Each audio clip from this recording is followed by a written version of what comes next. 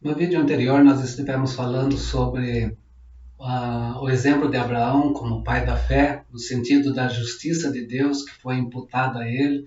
Isso que vem para nós, trazer sobre nós a certeza da nossa salvação, quando nós olhamos para o sentido espiritual, então, que foi dado na fé de Abraão como exemplo para a nossa vida. Hoje, o nosso vídeo de número 10, ainda na terceira divisão, falando dessa justiça pela fé, capítulo 3, 21 a capítulo 5, verso 21, conforme eu falei no vídeo anterior, nós iríamos tratar o capítulo 5, verso 1 ao 11, que fala da justiça de Deus, entendendo ela melhor agora, daquilo que foi imputado a Abraão, o qual ele viveu antes da circuncisão, crendo no Deus que estava sobre sua vida, crendo nessa tão grande salvação que foi colocada a ele também, e trazendo isso para nós como a nossa salvação. Embora Abraão, Velho Testamento, mas como já falei, repito mais uma vez, Gálatas fala que a ele foi pré-anunciado o Evangelho.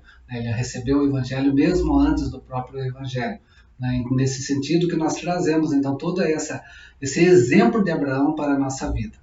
Então, nesses vídeos anteriores, nós vimos o quê? Que a justiça é pela fé e não através das obras da lei. A questão que Paulo está tratando aqui é justamente falar sobre isso, as obras da lei e a fé. Romanos capítulo 1, verso 17, que é o nosso texto bem conhecido, de fé em fé viverá o justo. Capítulo 3, verso 21 em diante, que nós tratamos no vídeo anterior. E isso, então, é o quê?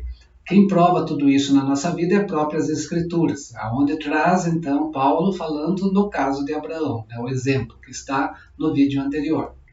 Mas a questão para nós hoje, será que esta justiça traz ao homem a certeza de sua salvação plena? A resposta que Paulo traz, então, em Romanos, e nós vamos atentar para ela, é que sim. A justiça anunciada no Evangelho não é uma invenção pela parte de Paulo, pois ela é a verdade divina que já está anunciada nas Escrituras do povo judeu. Mas qual o significado dessa justiça para nós? Em primeiro lugar, não existe mais hostilidade entre Deus e nós. Romanos capítulo 5 começa a mostrar isso para nós no primeiro versículo. O homem justificado pela fé já goza da paz com Deus. Não gozará, já goza, já está presente na sua vida. A justificação traz isso na vida humana. Isso quer dizer que já se realizou então em nós a reconciliação entre nós e Deus, ou entre Deus e nós. Já nós tornamos então agora amigos de Deus, por sermos justificados pela fé, da forma que Abraão foi chamado amigo de Deus, porque a ele foi imputado justiça pela fé também. Na mesma expressão, isso vem para as nossas vidas. Assim, então, nós já temos o quê? Nós já temos paz com Deus. E essa paz significa que já, agora, participamos da graciosa e completa salvação, salvação na qual estamos firmes. O que aguarda para nós, então, é a glorificação. A justificação já está presente na nossa vida. Verso 2 do capítulo 5 de Romanos. Essa é a primeira coisa que precisamos entender. Em segundo lugar, a segunda consequência, então, da justiça de Deus é a bênção que nós temos atual. Mas ela orienta-se também para o futuro, porque ela é a esperança da glória de Deus. O verso 2, na sua parte B. O homem, justificado pela fé, ele gloria-se, ele alegra-se na esperança da glória de Deus. É o sentido do Abraão esperando contra a sua própria esperança. Mas nos alegramos não só na esperança de participar da glória vindoura. Nós alegramos também nas próprias aflições atuais. Por quê? Porque nós já participamos dessa esperança que nós temos em Cristo Jesus. Romanos 5, verso 3, no seu início. O homem justificado, e é isso que Paulo fala no verso 3, se gloria até mesmo nas suas próprias tribulações. Por quê? Essas tribulações caracterizam a vida atual do cristão, a sua diferença para com o mundo. Romanos 8, verso 35 a 39. Paulo, quando vai escrever as cartas à igreja de Corinto, na sua segunda carta, capítulo 4, do verso 7 a 11, ele vai tratar também desse mesmo assunto, né, dessa esperança que nós temos mesmo em meio às aflições presentes. No capítulo 11 também da segunda carta de Coríntios, verso 23 a 29. Nestes sofrimentos, então, o que acontece conosco? Nós nos alegramos ou nós nos gloriamos. E como que isso acontece? Sabemos que Deus usa as tribulações para o quê? Para produzir em nós a perseverança. Perseverança aqui, ela está em pé de igualdade com a paciência. É isso que as tribulações vêm trazer para a nossa vida, né? Vem nos ensinar, vem nos fazer produzir essa perseverança que é paciência. Romanos 5, o verso 3, na sua segunda parte. Aonde acontece o que para nós? Situações difíceis vai tornar-se como um exercício na nossa vida de fé, em não nos abandonar nas aparências da situação, e sim nos levar à perseverança. Essa perseverança, o qual nós aprendemos a guardar em Cristo Jesus. Assim, então, o homem que persevera nas tribulações revela o quê? Experiência. É por isso que a esperança produz a experiência, a aprovação divina ou a confirmação da sua fé. Tiago, capítulo 1, verso 3, vem tratar esse assunto para nós. Essa confirmação, então, consiste o quê? Consiste no fato da nossa esperança ser cada vez mais fortalecida. Assim, as tribulações, em vez de diminuir a esperança da glória de Deus, ela faz o quê? Ela aumenta e se torna em si mesmo algo em que o cristão se alegra.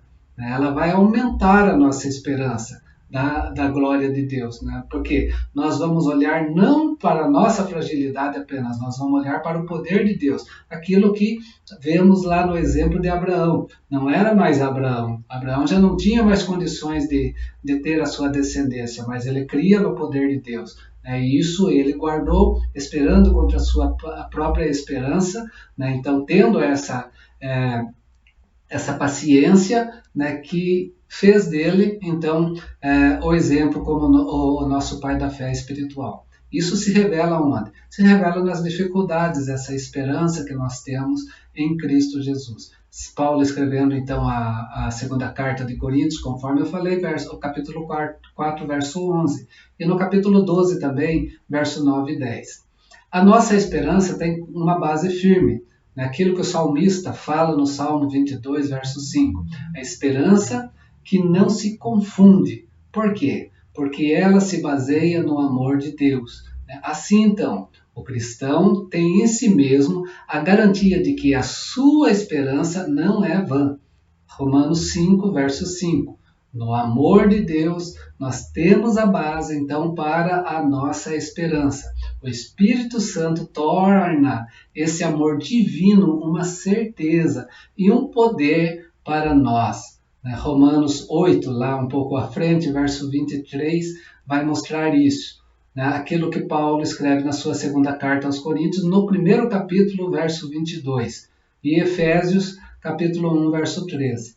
Então, o Espírito Santo torna esse amor divino uma certeza e um poder para nós. E ele, o Espírito Santo, aplica a nós esse amor de Deus, transformando o quê? Profundamente o mais íntimo do nosso ser. 2 Coríntios, capítulo 4, verso 6. Mas como nós sabemos, então, que Deus nos ama? Aí vem Paulo, no capítulo 5, verso 8, e nos diz que pelo fato de ter Cristo morrido por nós, sendo nós ainda pecadores, o amor de Deus não é como o nosso. Verso 7, Paulo vai continuar. Pois Cristo, quando nós ainda éramos fracos, já morreu a seu tempo pelos ímpios. Romanos 5, o verso de número 6. O que quer dizer então que Cristo, quando nós éramos fracos, já morreu? Não há razão em nós que explique o amor de Deus. Tudo depende do quê? Da sua iniciativa, do próprio Deus, e tudo depende do quê? Também da sua graça sobre a nossa vida. É algo que vem de graça para nós. onde esse amor então é derramado em nosso coração através da ação do Espírito, convencendo-nos de que Cristo morreu por nós quando éramos ainda pecadores, quando éramos ímpios, quando ainda éramos fracos. Isso prova o amor de Deus para conosco. Não somente quanto ao passado, mas também a respeito do futuro. Você pode ver em Romanos capítulo 5, ler bem esse texto, verso 8, verso 9 e verso 10. Em tudo, então, não nos gloriamos ou não repousamos nas obras da lei que fazemos. Romanos 2,17, Romanos 3,27 e Romanos 4, verso 2, que nós já estudamos. Mas nós nos orgulhamos o quê? Nós nos orgulhamos em Deus. A questão está em Deus. É isso que Paulo fala, então, no capítulo 5, verso de número 11. Algo que ele traz, então, para a vida da igreja de Coríntios, quando ele fala bastante sobre essa questão também, na primeira carta, capítulo 1, verso 31, e na segunda carta, capítulo 10, verso 17. Por quê? Porque o amor de Deus em Cristo nos proporciona a certeza da nossa salvação, sendo Ele, então, a base da nossa esperança na glória de Deus. É isso que Paulo vai trazer, então, nesses 11 primeiros versos, falando dessa justiça de Deus, que nos dá essa certeza, que nos dá essa confirmação na nossa vida da salvação já presente, que ainda vai tornar ainda também gloriosa na volta de Jesus Cristo, ok? É isso então que nós queremos falar. Em cima disso, então, Paulo vai continuar no capítulo 5, do verso 12 até o verso 21, que você já pode estar lendo esse texto, que no próximo vídeo nós vamos trabalhar. No capítulo 12, verso 21, nós vamos ter Paulo falando sobre Cristo e trazendo como exemplo agora não Abraão, mas o exemplo Adão, para ver o contraste entre o primeiro Adão e o segundo Adão, Cristo e Adão. Ok? Leia então o capítulo 5, verso 12 a 21, que será o nosso próximo alvo do nosso próximo vídeo, que será o vídeo do número 11.